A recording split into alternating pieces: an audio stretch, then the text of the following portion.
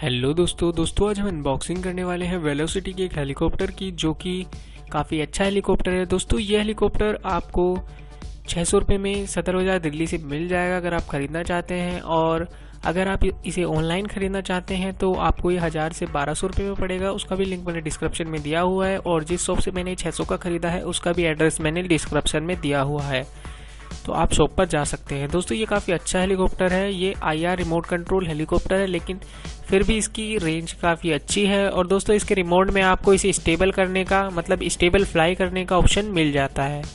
तो ये काफ़ी अच्छा हेलीकॉप्टर है, अगर आप ख़रीदना चाहते हैं तो ख़रीद सकते हैं। तो चलिए अभी वीडियो को शुरू करते हैं। डब्बा तो आप देख ही सकते हैं, डब्बे पे इतना खास कुछ लिखा नहीं है।